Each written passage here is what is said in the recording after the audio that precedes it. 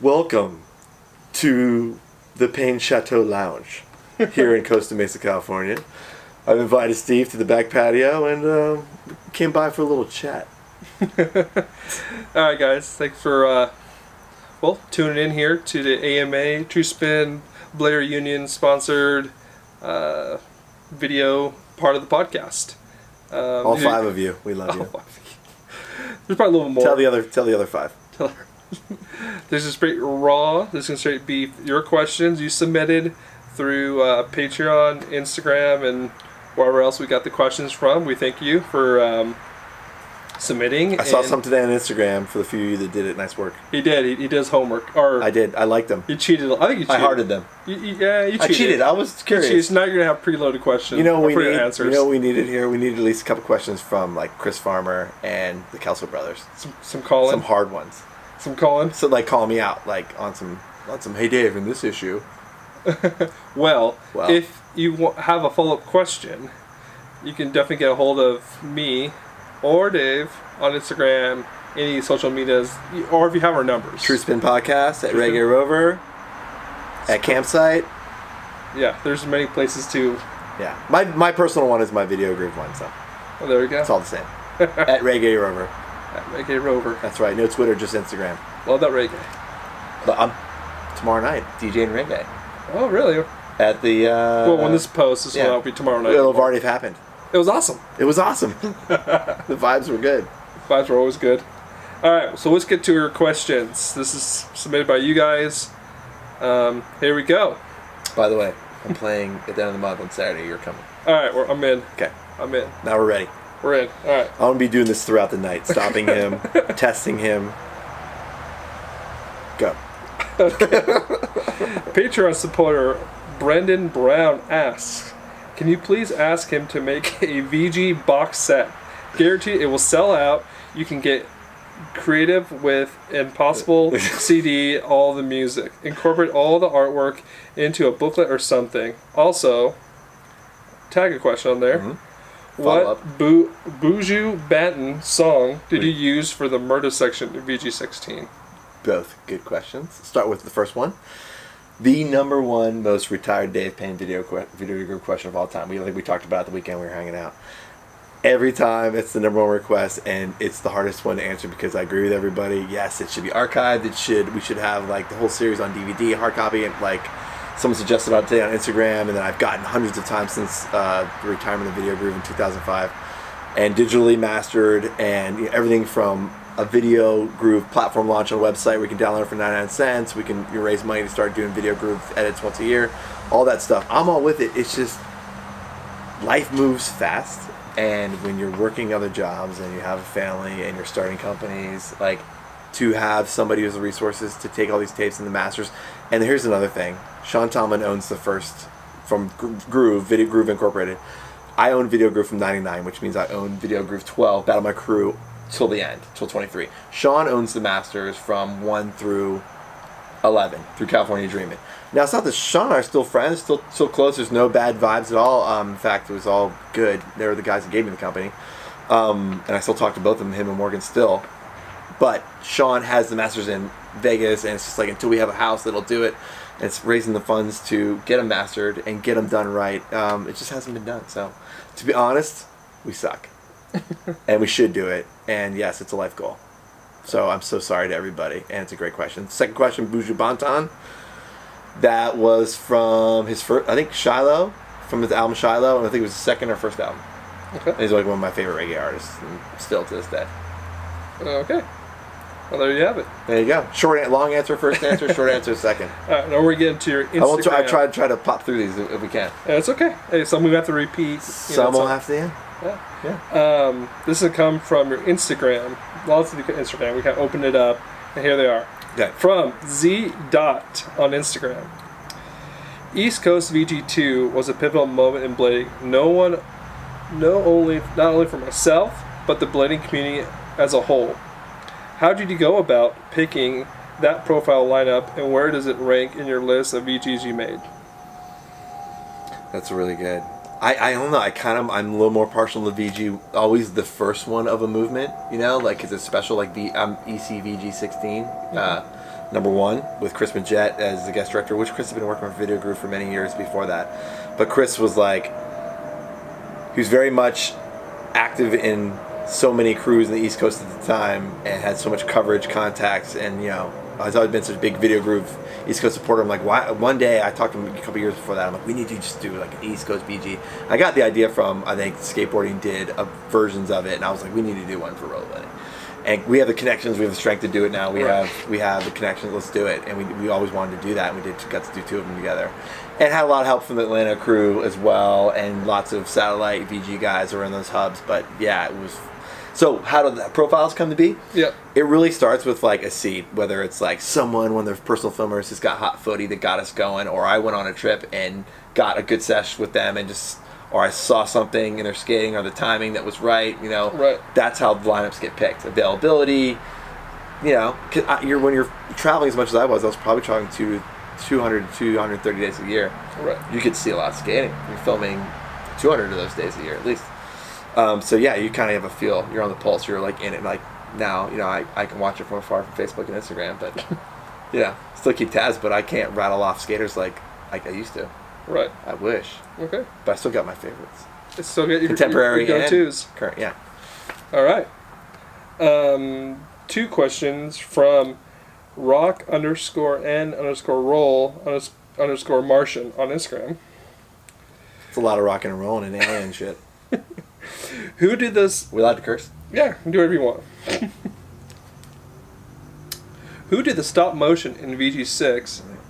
And who chose the Sneaker Pimp 6 Underground in VG6? And who chose all other songs for the VG series? That was kind of bronze.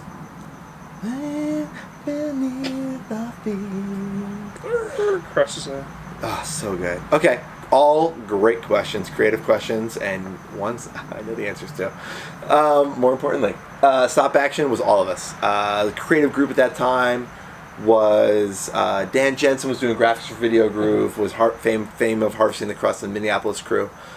He was in-house doing artwork, art design, creative design for Groove Incorporated and Videogroove. Close friend of mine still to this day, lives down the street. And music choices, I worked with a really close friend who worked at Groove Inc. and did other projects. And because Groove, people don't know, Groove Inc. did Kids in the Way for ESPN, Vulcan videos, client videos, and which will get me to the song choice later on the third part of that answer. So the music is kind of a group selection, and when I'm directing, I was making the final decisions, but everyone threw into the pot. Austin Brown, who's my boy, who now lives up in Portland and does his own agency stuff, but he was licensing all the music. In the beginning, I was doing it. And then at a certain time, we got into further down the thing. He was doing it for about 4 years. He was so killer at it. But we got hardcore, punk, rap, ska, hardcore, like garage, indie rock, all this stuff. So, but Sneaker Pimps, at the time, we were doing a job for Groove Inc. for Janko Jeans. Remember that rave company, Yep. Gene? Yeah, absolutely. We had them as a client, and we were doing a live video for their brand at a fashion show up and we got the music license for that, and we parlayed that into the Videogroove license. Okay. So that's how we got that track for Videogroove. We got the rights to it. How about that? The deal. Yeah. Boom. Which was great to have a company. I was doing Videogroove out of Groove Inc. that was doing commercial work and TV work, which helped me get into what I'm doing today. So Okay. it was a good influence to not just be so in the rollerblading bubble all the time, because it helped me give creative juices so I can get back to rollerblading and have not just the same rollerblade voices all the time. Right. You know, outside influences help. Another question from Rock and Roll Martian, all the underscores. Did you encounter any hassles while filming any ESPN or MTV contests? Oh God, it was like pirate the whole time. Like we would go there. I mean, half the Videogroove contest budget and even some street budget was because I was judging on the tour. Okay. And I would, skate warm-ups, go judge the event, and party with everybody, and go street skating usually that weekend, and use that travel money to. I mean, I would go to contests in Milwaukee and then just stay and go to Minneapolis and go film ECVG for 2 weeks. So you did, Bust out a farmer profile and get the best footage in Minneapolis. Like, Minneapolis is one of my favorite places to film of all time, besides, Cali and the East Coast. Like, the Midwest, Texas is great to film at, Alabama. Like, FID tour, back to the ECVG too. I mean, that was Unbelievable. So there are hassles though on when you're on God, set yeah, all of the time. ESPN events like MTV Sports and Music Festival, ESPN. I guess we're talking about X Games, that kind of thing. You mean like us trying to film while we're at their events? Because there were clips and VGs from those events. Like I'm saying, they wouldn't even worry about us. They see us skater kids with our little cameras, and they wouldn't even say anything. They wouldn't even care. Sometimes someone would say to us, and you would be like, but most of the time I'm pretty diplomatic. Yeah. I was always older than the skaters I was filming by at least 10 years because I graduated from college and I was already lived through skateboarding and biking. And when I was younger, rollerblading wasn't out. I mean, I played roller hockey. Right. But rollerblading as we know it wasn't coming around until 91, 92, 93 when I was in college. Okay. So I had the benefit of being older. So which also was good. I didn't want to just copy what 401 was doing in props. I wanted to do our own twist on it. Right. Yeah. Okay, so pretty much no hassles. We're all right. Yeah, pretty much not. I thought the hassle question was going to be Carlos Pinowski in VG20. Talk about legendary. That was unbelievable. Okay. What was those questions? You might know this one from Mike Lilly on Instagram. Mike Lilly. Yeah. Still shredding. Who took the least amount of time to film a part? Well, that's a good one, Mike Lilly. That is a good one. I gotta marinate on that one. That's okay. Who freaking busted out the craziest section the fastest?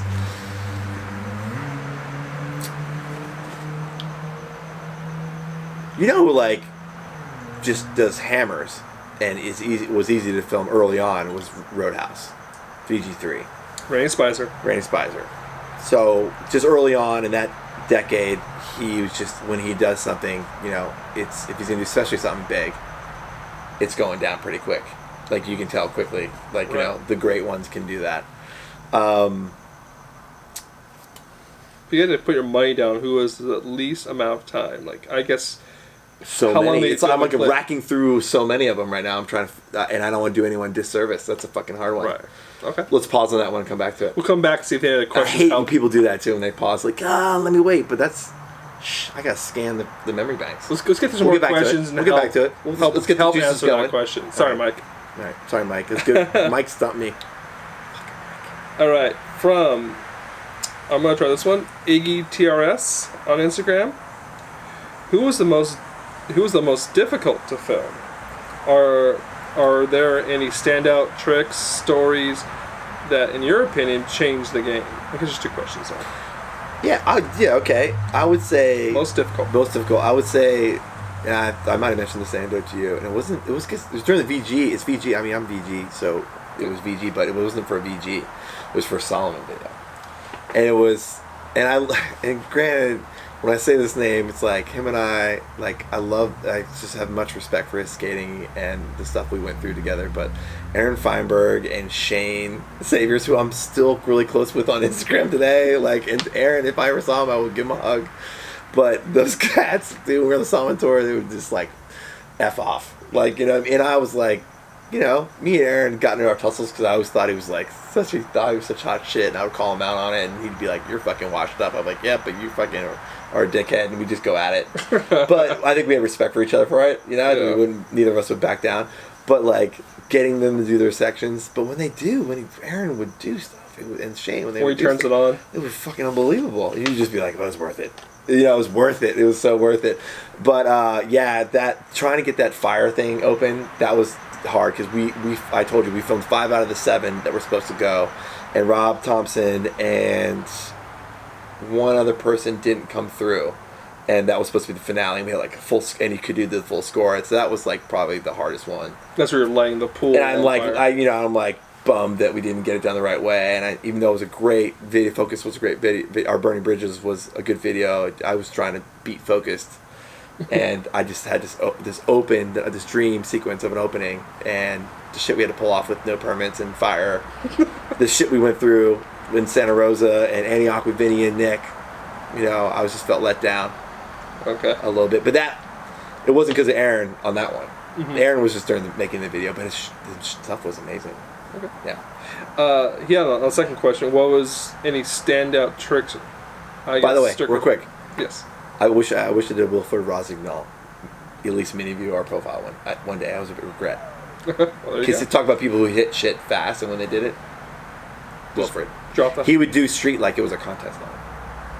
Anyway, What was this? little known fact. Little known fact. So, tricks and stories, in your opinion, that changed the game, maybe while you're filming, or I'm assuming while you're filming.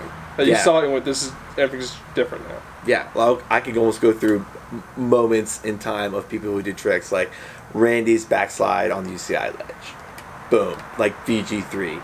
Boom. You know, John Julio doing Unity down the rail and his section in VG4. You know, like his style of skating, his imprint on skating. You know, Eric Burke impelled in 5 and Supernatural. You know, like these moments in time, like those are all imprints that made ripple effects for decades. Who's like Chris Haffey's section in VG20, Louis Zamora section in 14, Josh Petty, Ghostface Killer. You know, like 7. Yeah. So? No, that was in. Daytona 500 was a song, and that was in 7. Yeah, it was in 7. It was in 7. It was in 7. Yeah, it was in 7. Dustin and Kevin. Dustin and Kevin in 6. 5. It was a 6. 6 towards beneath their feet. Yeah. Tim Ward's probably the most unsung section, as people didn't realize he was doing fucking Switch and Natural the whole fucking time on the tech shit he was doing on Street and Vert. Yeah. Nick Riggle's on there Nick too. Nick Riggle. Professor. My favorite Nick Riggle section is Solomon 1. Because like he scored it and how he shot it and the feel of it, you know, Anticon, the song, you know, Soul. It was okay. But the early on in the see how they had some rabble? See how they just archived early in on there, it was something you're seeing that these are legends in front of you. These are future legends. Yes. Then and those sections made the Videogroove legend grow, and it wasn't me; it was the skaters that we were filming. Okay. Yeah, and that, but you know, that cachet carries a lot when you go to towns and film. People want to get up; they want to put it down. Oh, absolutely. This is our Bible for periodically for 3 months at a time. You know, this is, rewind it, see it again. You know, and I was that kid before I became Videogroove. I was looking at Rad and BMX Plus and waiting for that issue to come out, and next issue of the Palo Peralta videos to come out, and I realized I had a chance to be that guy for rollerblading, and I took it seriously. Yeah, and absolutely. I wanted to do it justice. There you go. Because I was escaping a real job to do this, so I treated it like a real job. We're all still doing that, right? Exactly. All right. From Spare a Shilling on Instagram. Okay. When Charles Dunkel did the super gnar roll down the ledge and hurt himself, who was that guy? Who was that guy that told him chill, chill, chill? Rob Thompson was there, for sure. It's funny, one of his other friends, I forgot his name, but just hit me up on Facebook and we talked about it on Messenger together. Dave, I haven't talked to you in forever. I was there the night that Charles did it, and I think it was him. God, I'm so sorry I forgot your name, but if you're going to watch this, you know who you are. It's the easy way out right there. Yeah, totally. But yes, I will give you a shout out. So it was like 4 of us there. I think Drew and Grant Schaff were there because we were on the Louisiana swing. Okay. I think those guys were there too. So I think it was that group. And that was fucking... I thought he died.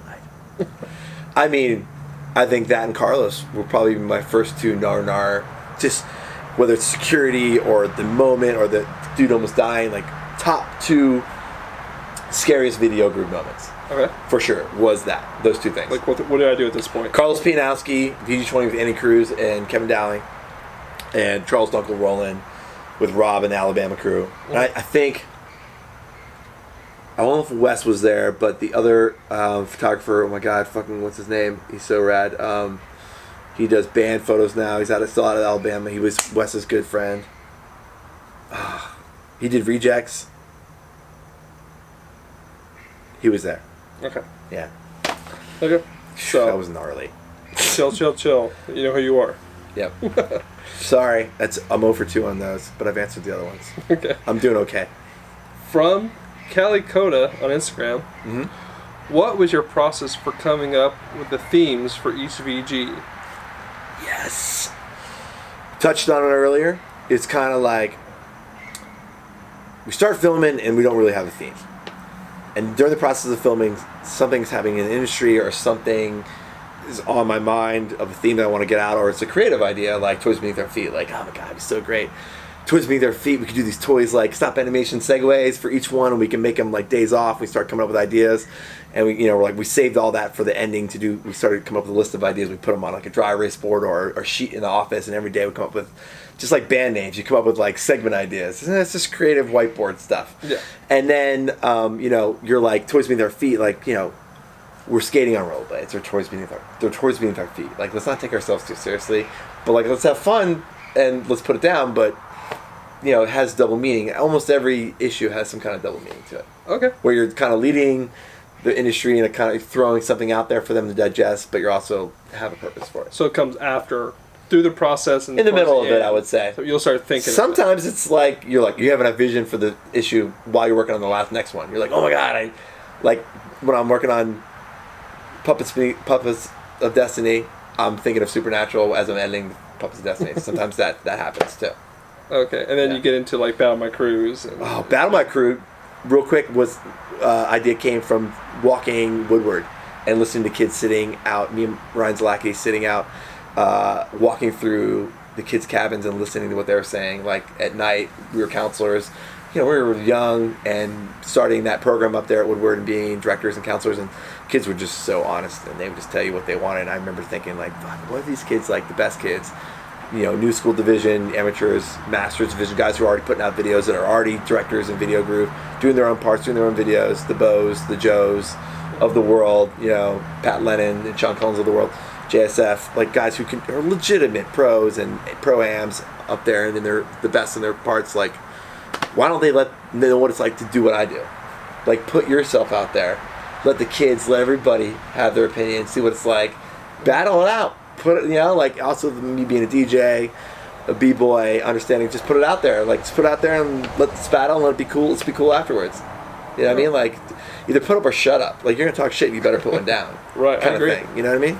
So, and then I remember having that come out, and I have the benefit, and I know a lot of friends, people out there have a lot of friends who rollerblade, who have biker friends and skater friends. Like, they see that and they see the idea and they're like, that's such a good idea. Like, okay. And then right after that, like, they did the skater filmer idea of like going to film a section on a weekend or going film for a day and trying to do a skate same day edit kind of thing. And I love that stuff. Like, one idea gives you another idea. So what people do nowadays with Instagram clip, it's just one same day edits. edit. Yep, yeah, it's one day, one clip, one day, same thing. 30-day challenge. That's what I'm doing. All right. From This One Is On Me. Or, is that the Instagram tag? Yeah, it is. This one is on me. Yeah. This one's on me. I like it. Thanks. What did you think of the whole VG Roots myth on BMag back in the day? God, that was crazy. It was like having a stalker. This kid, and for a while, it went through stages. Like, for a while, like, dude, shut up. Like, there's no I made the VGs. There's no like mysterious VG Roots. Like, VG20 is VG Roots. Chris Happy section.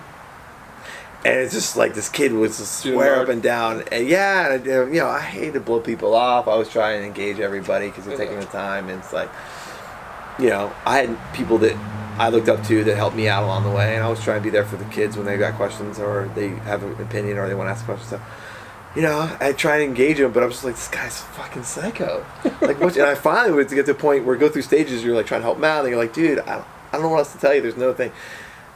And I finally was just like, stop fucking contacting me, dude. You are crazy. Like, so it's getting weird. It's getting weird. So that was my one stalker, I guess you could say.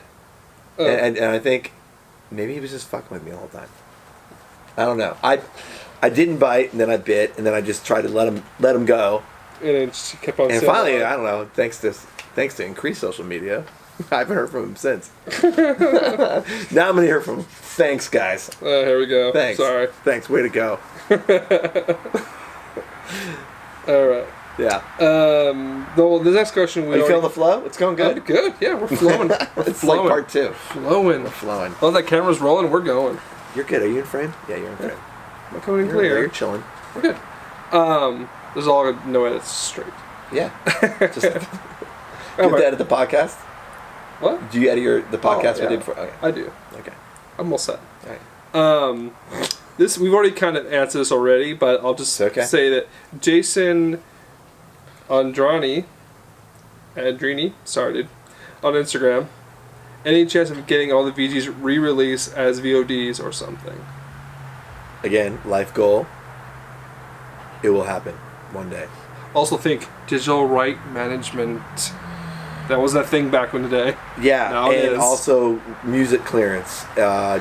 What kind of legality? That's another big thing that people don't understand. Like, and I don't want to bore everybody with the legality of stuff, but like, you gotta understand. Like, there's music that is so old that we'd have to get cleared, and we have to figure out what is able to be put online, because you get slapped with cease and desist, or they have software now that'll track you down, that'll threaten to sue you. So people gotta understand, it's more than just copying them and putting them online, right? You can't put anything on YouTube. Do I have to say it so bluntly? They have ways of algorithms to check your music before it's just uploaded. This is what I do. I do commercial work for big clients, like, and own a company. Like, we don't get into that on Facebook and Instagram, because I'll sound like an asshole if I do that. But this might be the forum to be like, hey guys, it's more than just getting them digitally mastered. So I guess that's a follow up to that question. Like, there's a lot more to it than just that. Yes, and believe me, you guys know the soundtracks of a lot of the skate films. We didn't clear any of that stuff. And it's almost happened twice. We almost did it through Bright Cove once, and we almost did it through Brazilian Era, was doing that Freedom to Roll thing. Him and I almost did a release on it, but he went in a different direction, was working on his dance and film stuff, which is fine. But so it'd be hard to re-release all that stuff because of the popular music that's on there. Yeah, I think it's possible, but I think there's a law we're looking into right now that I have someone looking into about how many years you have, and then you can, it's still in the same context, and it was cleared back in the day, you can still release it, which the majority of it was cleared originally. Okay. So if it's still in its original content, there's like a certain amount of years that it's after a certain amount of years, you can do it. So can you try to use a lot of underground, like non-mainstream music? Couple A-list labels, but yeah, B's and C labels for sure. Like a lot deep cuts. Deep cuts, yeah, like bands like Pegboy from Chicago. You know, like right. You weren't using Ozzy Osbourne and Metallica. No. Like Temple or no. You know, no. Like one of the bigger bands we had was Farside with Capitol Records, right. And a couple of bands off the Capitol label. That's because we were working with them. Through a friend that was working at Capitol at the time, and we cleared stuff because we were doing other stuff for Groove, so we cleared a lot of stuff for Videogroove because of that production connection. Mm-hmm. We were doing other stuff, and Volcom, we got Volcom bands, got The Line. You know, I got Atmosphere because Pat Milbury and I knew Slug from back in the day. Like, I even used a couple of my brother Rob's tracks, who produces music out of Philly, reggae and house. Like, Swam. There's a Swamburger question. Is that coming later? I think it may be. Okay, I'm gonna hold back on the Swamburger story. Okay. Hassan Brooks, who played a major role, him and Andy Cadu, and Nick Riggle, all the original score guys who had done, and Rob Payne, done stuff for Videogroove throughout the year. Like original scores. Yeah. At Selactina. Sorry.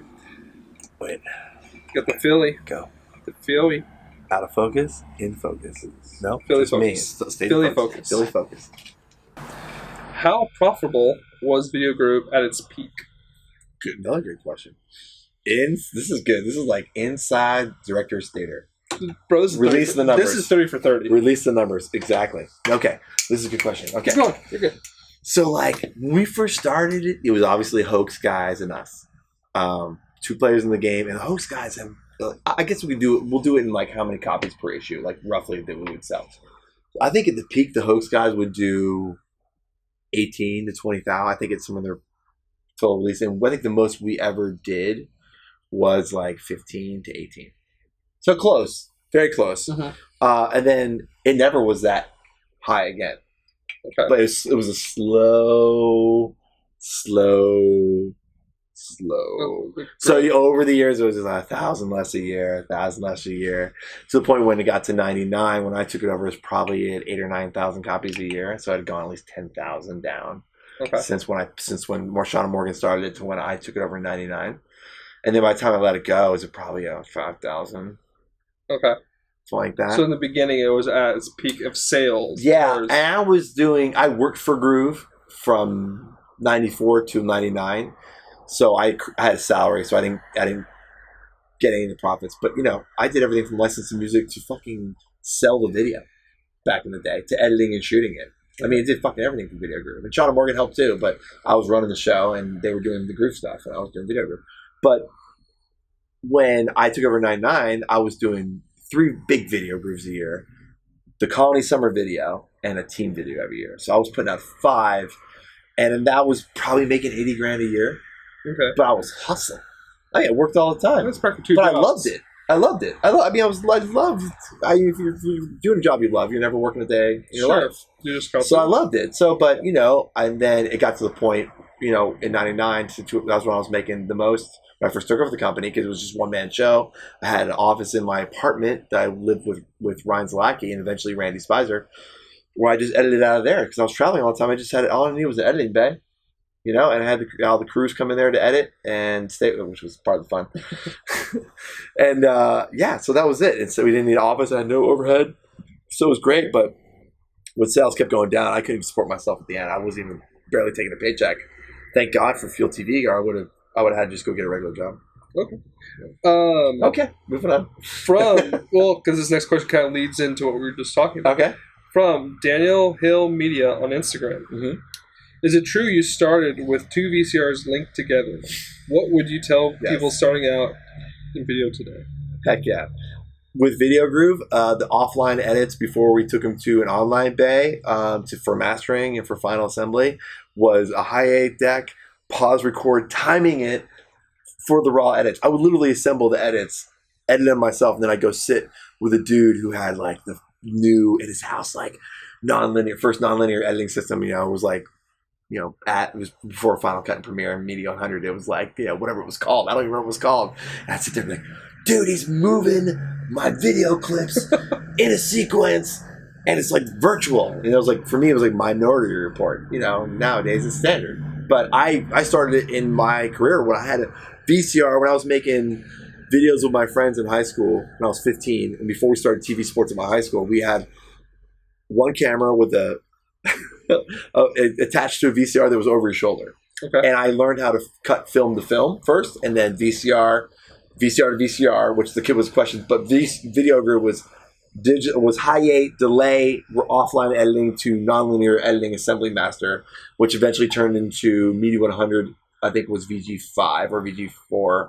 We were on our own Media 100. We didn't have to go to a studio. I think after VG3, VG4, we started Media 100, which Morgan and I were editing the whole time, and then eventually me full time on Videogroove. I would edit all that. But when you were a kid, you started on the flatbed. Fuck yeah! And you were film cutting, cut, yeah. Paste or splice, move insert, on. edit. Yeah.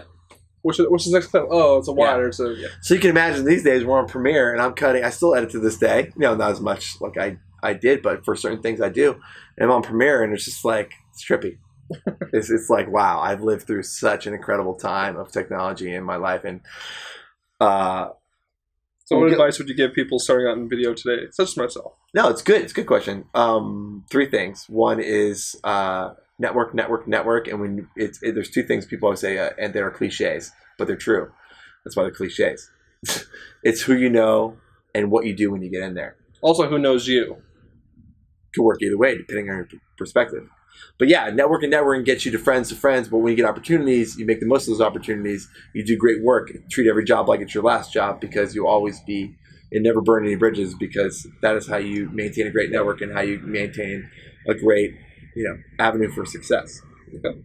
So those are things I always tell kids. When I was doing Videogroove, I had, kids like Eric Burke had me go speak at their colleges, and I'd show them a 2-minute teaser, and hands in the air, like, how did you get to do this job? And I would be like, you're so lucky. I'm like, yeah, I'm lucky, but I got here by sleeping on couches and put my videotape out there. I created those opportunities. I quit a corporate job. I paid my dues to get here. I didn't get here just because somebody pulled me out of Philadelphia because I didn't send an edit in. I worked hard, and I quit corporate life, and I went and slept on my brother's couch, and I started doing skate videos and filming the best kids in my area and sending those tapes out to Sean and Morgan. And that's how I got the Videogroove. I didn't get there because I called them up and said, hire me. Right. Okay. So and that works in life. That's life. Hustle. Yeah. You gotta do it. Be ready for change. Always be ready to add a change and be a change on the fly. And something I just heard at a J&J conference when I was filming for my clients is, when you see a fire, and like especially in production or in work, it's like, don't run away from the fire, run to the problem. Don't be afraid of the problem, run and try and solve the problem. It's not my words, but they're good words. You'll take them though, or not? Yeah. I'd also say be on time and standard budget. All right, next. Those are good too. You can make a top 10 list. I know. From DCZ on Instagram. DCZ. I'd like to hear more about some of the crazy tapes people sent you into VG. Any memorable or funny submissions? We have some. We should get some B-roll before we leave in the garage. I have some of the tapes of the craziest and stuff. That'd be a good re-release of the Battle My Crew sections that didn't make it in. It's like BC. It's like the D list. I don't know if anyone would find it. I don't know if anyone would find it interesting, but I'm sure.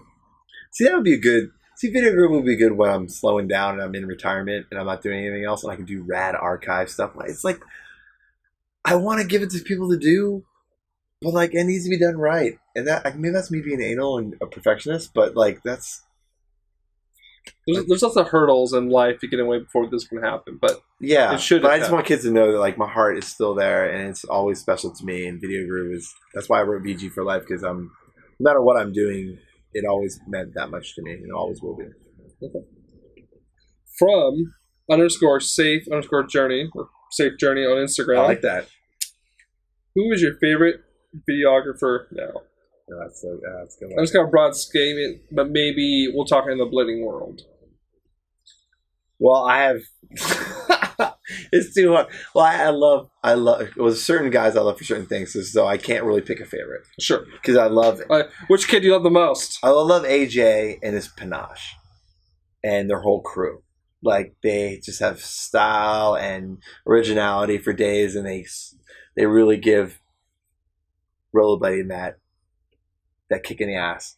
You know what I mean? Mm-hmm. But I love because I love all that crew and who skates in that crew, and obviously I have a trail of history with those guys. I'm close to those guys, and I just love their stuff. But I love the Australians right now. Spacing on his name. Dom West. Sorry, Dom. It's late. It's been a long day. I love what Dom's been doing, obviously, with the Vine Street crew and his last release. And yeah, he's like, it's somebody who's not filming rollerblading right now, but one of my favorite cinematographers right now, and as far as movement, is Vinny Minton. Big time. And Dom does a lot of movement stuff, and that's something that we're trying to get together a project together in 2018. So like, those are the people like right now that just geek me out right now. And, you know, like, cause I love, of course I'm very close to John Julio. You know, but like just John's style, and it's not his content, but he's not a filmer or anything, but just like what he gives. What's on the screen? What you're seeing, what he gives in skating, what he gives with his brands. You know, super biased, of course, but okay. Fuck it.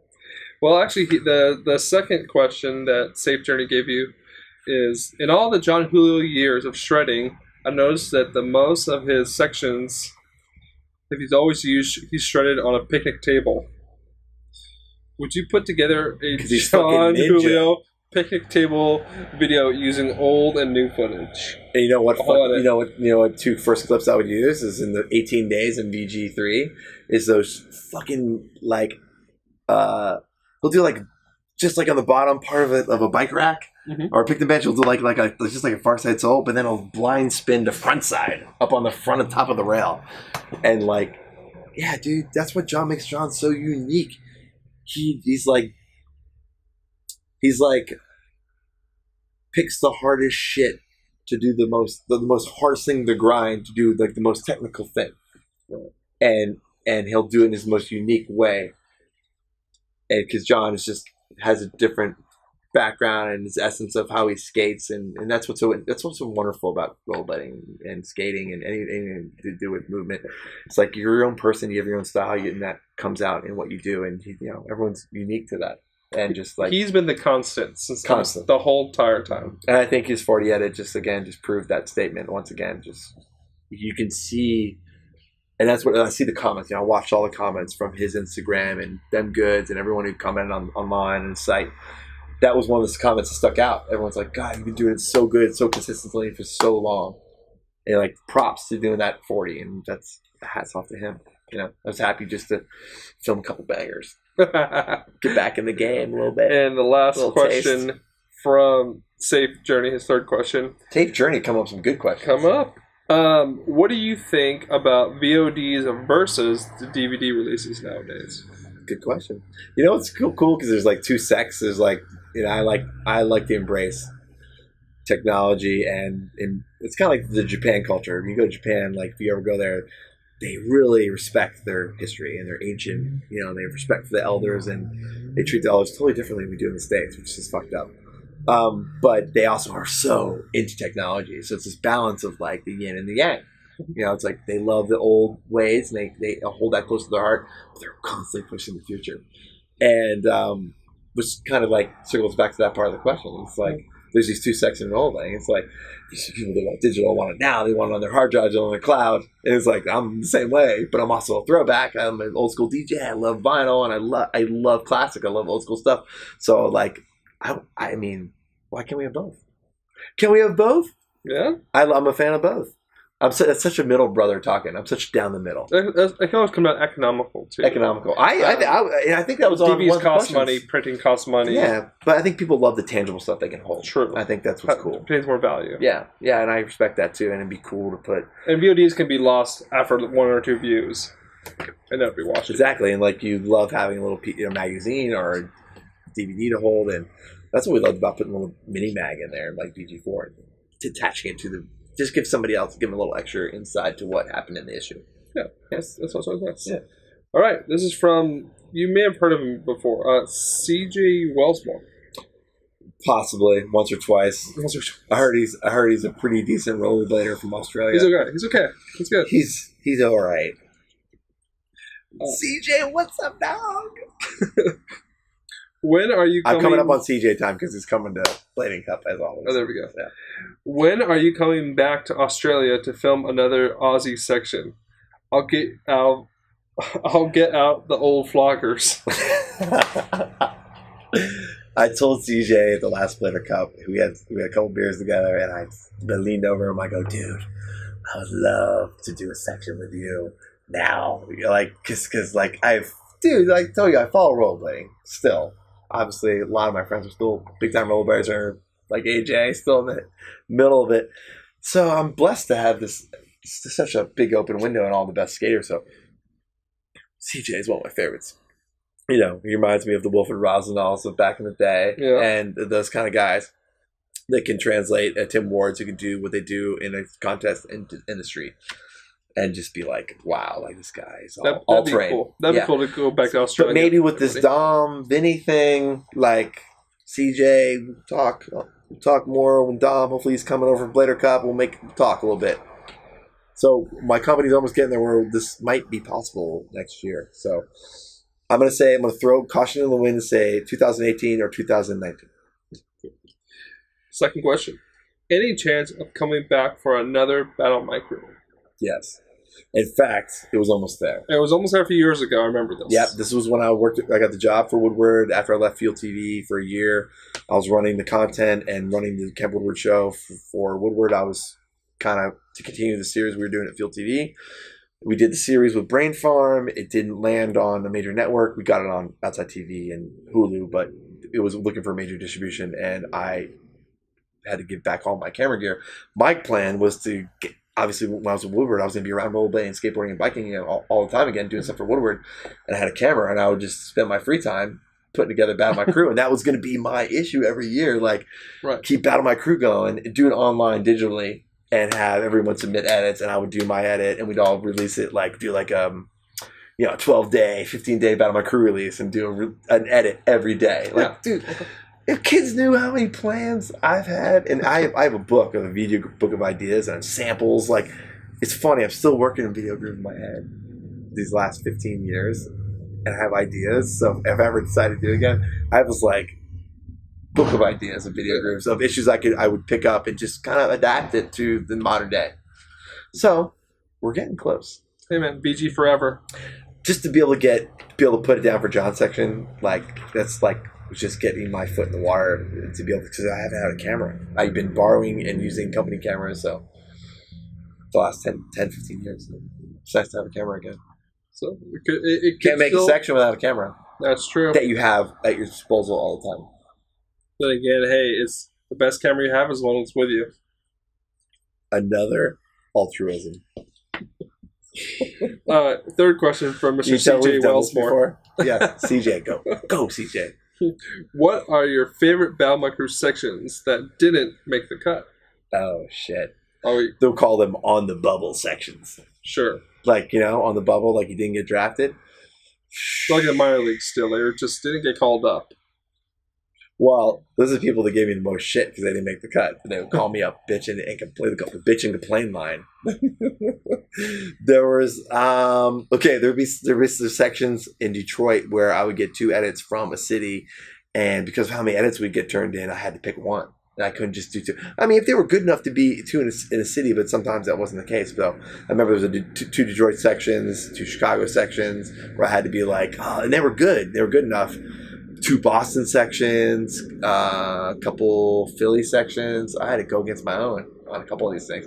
It's tough being you take like Daily Bread and Box and Rejects and One. Now it's like you gotta be neutral. You gotta be fair. You gotta just take it in as a whole and just make those decisions. You gotta like say no to people, and it sucks because you only have. I mean, shit. Videogrammes were so long as it was. Like you had to cut it off at some point. You have so you had if you were good, you had a pretty good DVD. chance of making it in. Yeah. You know what I mean? So if you didn't make it. I mean, there are people that argue there's sections that made it in there shouldn't have made it in there. So it's all part of the battle. Sometimes you don't make it into the circle for the dance. Sometimes you're in, you battle and you lose. Sometimes you win. That's just you take one on the chin sometimes. Hey, you get voted on by your peers. They're the judges, not me. I just had to do the judge cut. I had to do the cut. I had to make the decisions and do the first edit, and then everyone else took it from there. Yeah. So I'd love to do Battle My Crew again. That'd be a shit. I don't know if people would do it. Everyone's so independent these days. You think they would do it? I mean, I know I could twist a couple of my friends' arms to do it. It's more rare to even be able to skate with a crew anymore. That's what I mean. If you're not by yourself. That's what I mean. So, yeah. All right, this is from Jason Reyna. Fucking Reyna. See, this is my crew. This is BFL is like my family. I'm getting there. And we give you so much shit. There. And I'm sure it's coming. Here it comes. All right. Well, we'll get to a different question. We'll get to that one. Okay, get to that one. Over the years, has having to keep up with advances in cinematography or technology proven to be a challenge? What an asshole. He's such an asshole. These guys, we're ruthless. We're like brothers. And I'm the oldest guy in the group, and I just catch shit all the time about being old and not being up to date in technology. And I laugh because, one time in the thing, I never used PayPal before, and I was like, how do you use PayPal? And it never, once you open yourself up, but I'm editing on the brand new cameras, top end editing gear all the time. I have, all that stuff. I'm at the cutting edge of technology in my job. And these guys are like making 56K dial-up jokes. And I'm just like, but it's funny, like it makes me laugh. So yes. Yeah. It is always a challenge to stay current with current technology. That's part of my job. It's expensive too. It's expensive. You can't always get the best. But yeah, I mean, I worked with Fox for 10 years. We always had the best shit. And I shoot with red cameras, and I have my own Sony A7S II, and I know what I'm doing. I'm professional, but what's so great about being in the BFL, they're like having brothers, and there's no, I'm with Arlo and John and Jason and Drew and AJ and Corey Casey, and we have so much history together. We just clown on each other the whole time. It's so fun, and I pretty much am a target of a lot of angst. But I dish it out, so you gotta be able to take it. And a second question: are you ready to lose again to me in the BFL? I don't know what week I have you, Jason, but I will be looking forward to it. You and your fat belly. And your tattoos. Who says, in all serious though, thank you for inspiring myself and so many others to pick up a camera and film our friends. It has led to some amazing opportunities and friendships I wouldn't have without.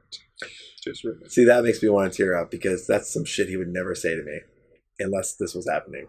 And that's why. But I love him. Like, that's what we'll say in our deepest, darkest whiskey moments at the end of the bar, at the end of the night. He'll lean on us and say something to me like that, and I'll just, because we never let our guards down. We're always on razor sharp, aggressive offense. We're always on offensive right now. Is there a question from Michael Palak?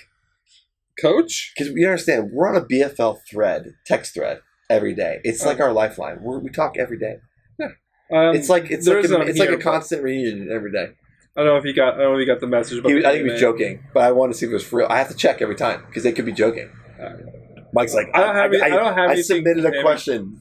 At least JC, that's how the BFL works. Mike said he did, but he really didn't. Jason never said anything, but he did. Well, keeps you guessing, keeps you sharp. Coach is probably too busy making beer right now or something. Or Coach is making beer, making babies, and he's busy. Probably, next time he skates, extracting a few teeth on a full pipe.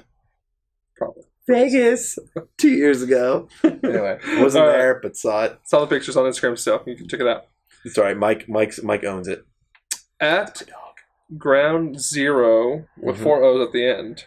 By the way, I want to do something with Brian Smith one day because we never got to do anything together. But everyone knows what he does now, and that's somebody I would love to do something. Bring him back in and do something special one day. I would love to see if I can get him to do it.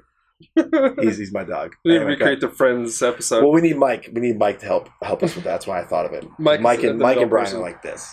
There you go. Yeah, Brian's awesome. Which VG had the highest and the lowest sales in volume? Oh, it's easy. So my bottom line and VG3 were probably the two biggest, just because, like I said, it was a sliding scale. So when I think bottom line was probably the biggest one of all time, because that was Hoax 1 was their biggest, and bottom line was our biggest, and then just went down from there. Because it was slow letting when it first came out. People were doing handrails and stuff. People were like, "What the hell?" And there was only 2 of them out there. Right. It was just budding on sport that literally within a year or two was in X Games. When X Games first started, it's right time, right place. But people like to blame the X Games for the downfall of rollerblading. It's not the downfall of rollerblading. It's stuff that me and Julio and other people who are in manufacturing talk about all the time. It's owning your own mold. Because that's where the real money is, and that's where money goes back into the industry, 100%. And that's never happened until soon. All right. Did you ever have a hard drive crash or lose tapes files that put you in a crunch or beat on a deadline? Yes. I think it was VG5. I've reverse filmed. I have not recorded. I mean, you're filming as many opportunities as thousands of hours you filmed in editing. There's shit's bound to happen in production. Mm-hmm. Production is the most humbling job, as you've early learning now. You can never be perfect. There's always things to go wrong. There's always things to change. Back. Redundancy. But this was before a lot of that was possible. And 2 gig hard drives on our Media 100 were fucking $2,000 a pop for 5 gigs. And we're doing hours and hours of Videogroove footage. You imagine the towers we had to buy and the amount of money we sunk into that Media 100? It was ridiculous compared to what you're buying gigabytes for these days. Now I sound like an old man. But yeah, you're buying terabyte drives for like $250.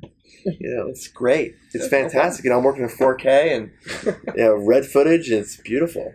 But back in the day, so yeah, I remember staying up just one of the many war stories is staying up all night and logging and digitizing and working on the computer for probably 20 hours straight, and having to take Morgan to the airport. And right before we left the airport, and this was like even before probably autosave, we'd dig into a library, but we lost like 15 hours to 20 hours of work.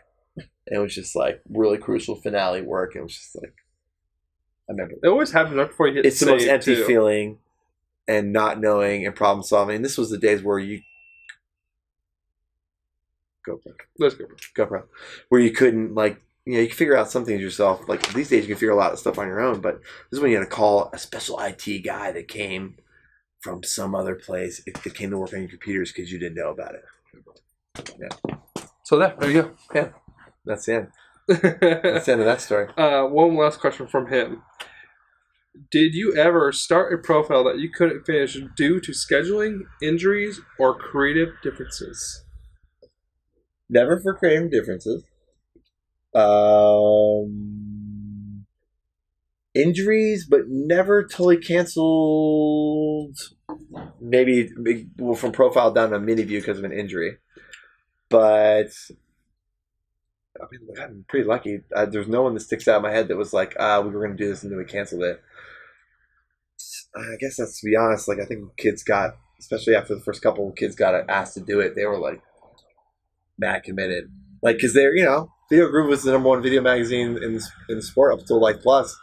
And even when they got Life Plus, they took those things seriously. It's like a layout in the magazine. Kids are like going full on for it. And if it was the right decision, we'd wait an issue. If something happened early on in the film, we'd just wait an issue. Right. Never give up on anybody. But nothing ever really helped out production. No, nothing. It would stick out in my head if it was. Okay. No. Right. We're lucky. I was pretty lucky. All those issues. Yeah. At or B_priest.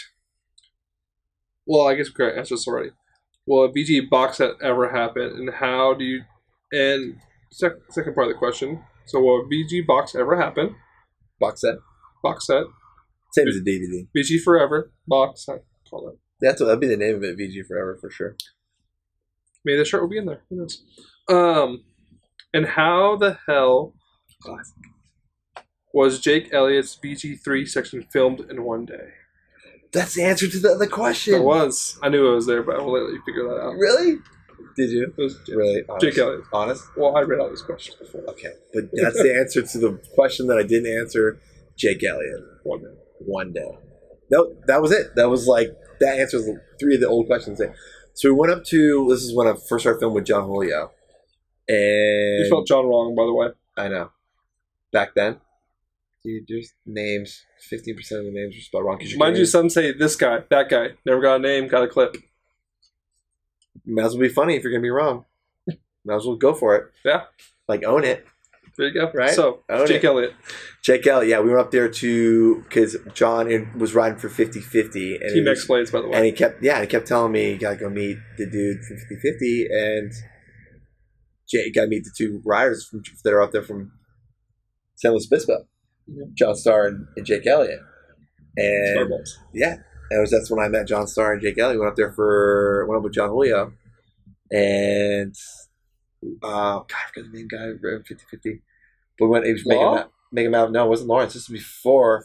Lawrence is probably telling me right now. It was Lawrence. Lawrence will know, yeah. But Lawrence was like friends with him. And I think Lawrence took it over with Jazz. You mentioned it in our podcast. I don't remember. Yeah, but anyway, he knows who it is. And yeah, he did. So we went up there and met him, and we filmed those guys for a day. So yeah, Jake went up to go film with those guys, and that was one of those things where it happened on the spot, spontaneous. You do make a phone call. You get this tape. I got this tape from the dude from 50/50. Okay, here's the story. I got the tape from the dude from 50/50 of John Julio. The original stuff of him in San Jose. Mm-hmm. Not the footage, the new footage I shot, the fill-in section of John, of doing the Soul to Soul Down the King. But the original stuff that he shot, him and his friend shot, that was all from San Jose, that was in 18 days. I got that tape from the dude from 50/50. And then in VG3, we went up to go meet John and Jake and meet the dude from 50/50 and doing an ad. And we shot with John and Jake that day. So that's how that all... John Julio is the reason why I found those guys.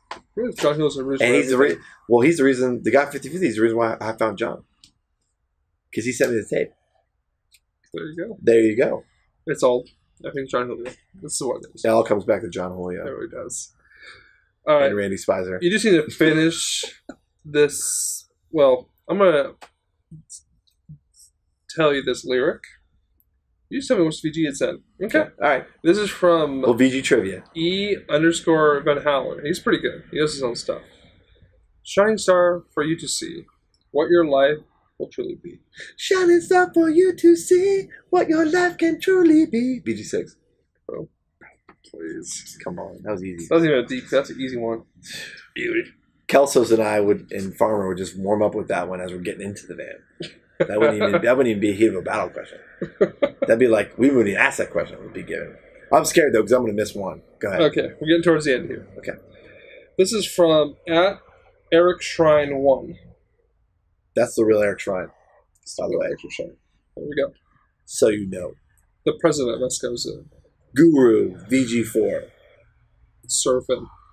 Topside acid. All day. That's his trick. Every fucking ledge.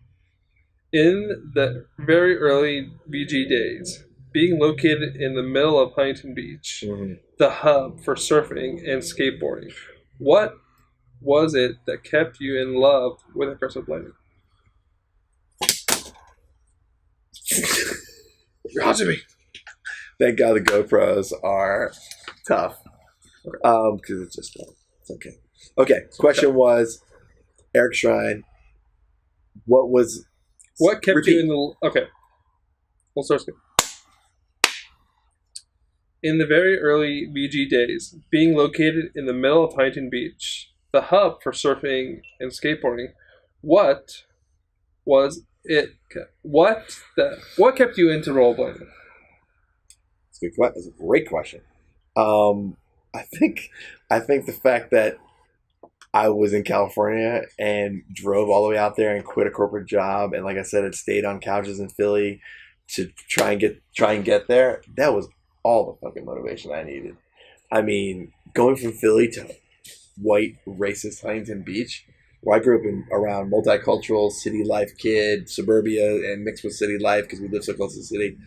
I mean, it was crazy because I'm like, this is beach town, this is great skating. Because I knew California was Skate Town USA, but when you get there, it was like, rollerblading's black sheep no matter where you go. Mm-hmm. So, but I had already been doing that. I was skating skate parks. I'm just used to it. I started in Pittsburgh. Pittsburgh was more friendly because we all skated together, bikers and skateboarders and stuff. But Philly, I skated all the tough skateboarders there on my rollerblades, so I was kind of used to it. And such a young time when we were just coming up, you just had to deal with that shit. And you had to you could take it in two ways. You can get pissed and fight back, and sometimes we did. Or you could laugh and joke with them and embrace it and be like, fuck yeah, I do. That's what I do. Yeah, I fucking rollerblade. I don't fucking work for a living. I get to do this. And I love it. And you know what? It's easy to stand on a bike and a skateboard and look cool because it's naturally looks cool. But stand on rollerblades, you're naturally a dork. So for the dudes that do it, props who can do it rad and rollerblading. And that's when I would get to my skateboard friends, and you gotta understand, I film pro bikers and pro skaters all the time every summer. Did video parts for them on the side. I'm in that culture too, and I catch shit from my rollerblade friends, but it's all out of love. It's fine. But those guys, their deepest, darkest times at the bar, and we're drinking there, and we're working on a part together, and they're like, dude, this would be great for rollerblading, this rail right here, or they'd say stuff like that. So they're watching, and sometimes they'd watch stuff like a section like Happy, and they'd be like, yo, man, I don't like rollerblading, but that's cool, So it's like, I'm gonna do my path, what I want to do, and follow what I like to follow. And I give props to all the rollerblades because anybody who rollerblades is up against it right from the get go, and those people have a stronger will, than somebody else. And it's not taking away from skateboarding or biking. Those guys love what they do too, but fuck, we're gonna represent. And we're gonna do what we love too, and be damned if someone's gonna tell me because I'm not gonna do it. Like, fuck that. Another question. Yeah. How did Field TV come about? That's a great question. So at the end of almost literally giving up on Videogroove and not making any money and just being like, what the fuck am I doing? And what am I going to do? I have all this production value and production knowledge working at Groove and Videogroove on my own. I ran my own company. But I'm going to go get a regular job. Mm-hmm. And I wasn't making money and sales were down. So the original founder, one of the original two founders of Videogroove and Groove, Sean Tallman, had left and gave me the company in 1999. And around 2003, after doing some work with Capital and some other stuff, he was one of the VPs of Field TV that was started with CG Oliveras as the CEO, and Scott Paradon, who I recently just lost, my old boss. Rest in peace. We just buried him 2 weeks ago. I love you, Scotty. Called me to be one of the original 4 producers to start the channel. And I was at Winter Music Conference with Jason Hines in Miami when I got the call. I'll never forget it. I was down there with my brother. It's his big convention and live DJing they do for Winter Music Conference in Miami. And I was seeing De La Soul, and I got the call the next morning on the beach.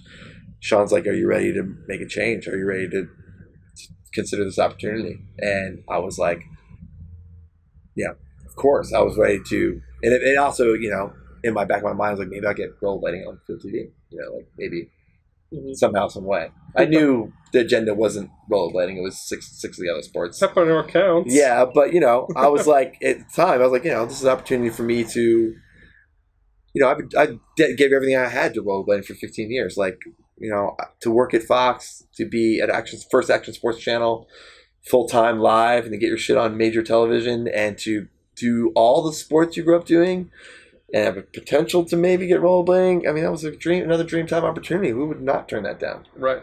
And to be one of the original 4 producers and be at the channel for 10 years that was only supposed to go 2 or 3, yeah, it was a no-brainer. And I got to finish, thank God, because the little-known fact, only people that I know this, that Fuel TV was the reason that 22, VG23, and Best of 2 came out, because they were paying my salary, and I edited that stuff at night on the side, because that was my commitment to get it done. And I was going to get it done no matter how long it took. You can ask Gonzo that. And Cameron Card. Third question, kind of related. Yeah. Why was Fuel TV such a departure from VG? Well, it's a departure because I walked away from one of the staples of rollerblading, and I left kids in the dark with no video magazine. I mean, that's why delegation of authority and the Emperor's Last Wish were signals to someone else to carry the torch. And people did in their own way. And they still do to this day. So, I wish I could do rollerblading all my life, but also I want to grow as an artist. I want to grow as a professional. And I have. And I've always kept rollerblading close to my heart. And, I think that's pretty evident. But sometimes you have to go out and make money, and you gotta have a lot. Yeah, you gotta live life and have family, and that's what it is. You know what? I never got mad at the kids who didn't understand or gave me shit for going to do Fuel TV, because I knew eventually they'll get older and they'll realize what happened and know that I definitely gave it all I had.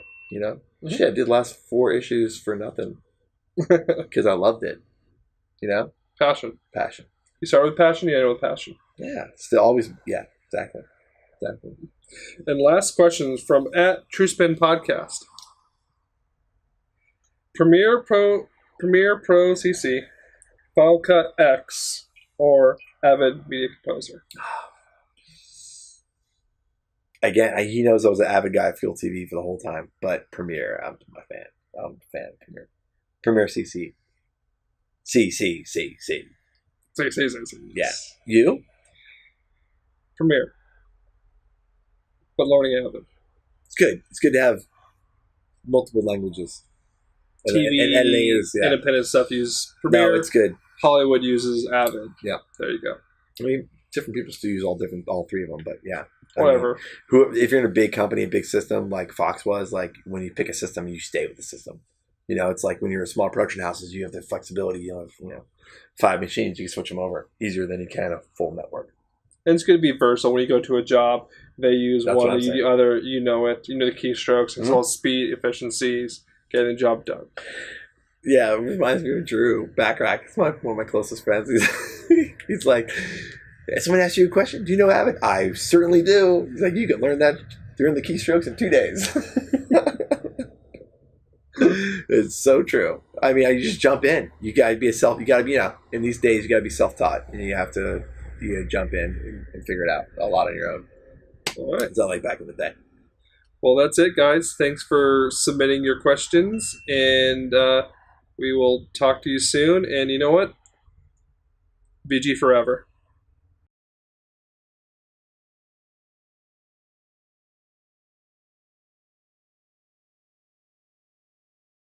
Rolling wide.